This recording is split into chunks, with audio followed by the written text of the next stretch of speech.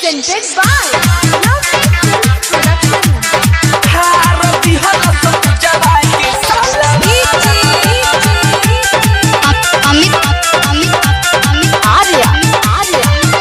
आप सुन रहे हैं सिंगर बनी बिहारी की आवाज में।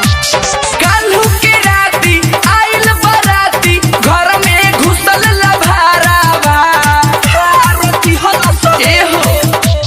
काल्हू के राती आइल बराती घर में घुसल लभारावा तनी हवा के भक में फरल सराते पूजवा के साला बारावा आए है हारती हलस हो राते पूजवा के साला बारावा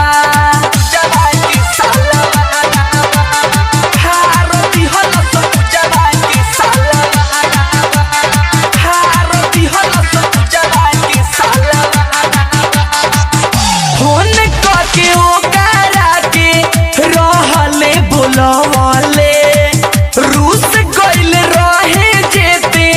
रहले फेलिया वाले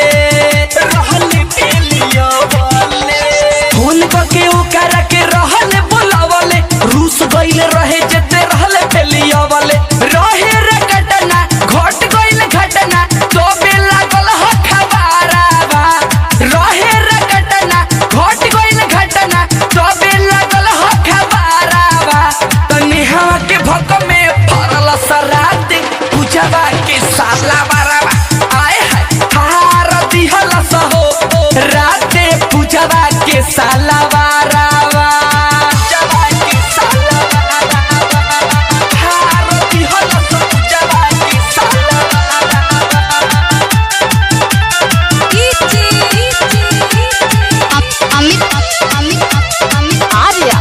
सिंगर बनी बिहारी की आवाज में। लाखन प्रेमी नागेंदर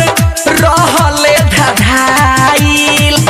राइटर संतोष राजन गइले पकड़ाई राकेश रंगीला नु रहले धधाइल राइटर संतोष राजन गइले पकड़ाई बनी बिहारी लवली रिकॉर्डिंग में गावत रहे गानावा बनी बिहारी लवली रिकॉर्डिंग में गावत रहे गानावा तने हवा के भक में हो फरल स पूजवा के साला बारावा आए है हारती हलस हो राते पूजवा के साला बारावा काल्हू के राती आइल बराती घर में घुसल लभारावा ए हो।